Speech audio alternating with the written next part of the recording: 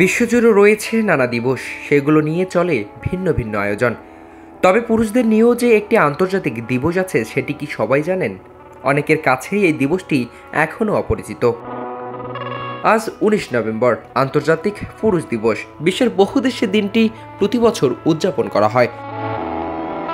একজন পুরুষ তার পুরো পরিবার, সমাজ ও পুরো পৃথিবীতে যে ইতিবাচক ভূমিকা রাখেন, আজ সেই অবদানকে সম্মান জানানোর দিন। এবছরের দিবসটির theme celebrating men and boys, বা পুরুষ ও ছেলেদের উদযাপন, অর্থাৎ পুরুষ ও ছেলেদের ভালো দিক, ইতিবাচক ভূমিকা ও তাদের কাজগুলোকে উদযাপন করা।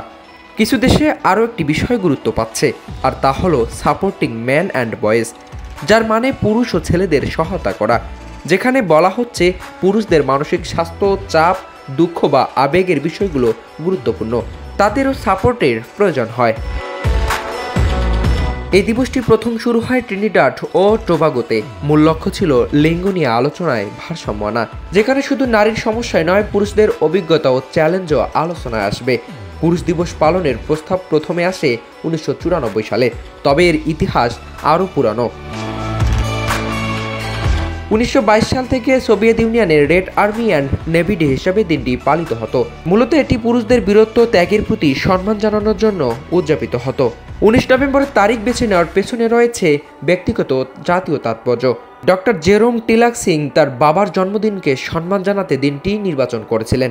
একই দিনে দেশের ফুটবল ইতিহাসের এক ঐক্যের মুহূর্তও ছিল। সেই প্রতীকী ঐক্য থেকে ধীরে ধীরে দিনটি বৈশ্বিক পর্যায়ে স্বীকৃতি পায়।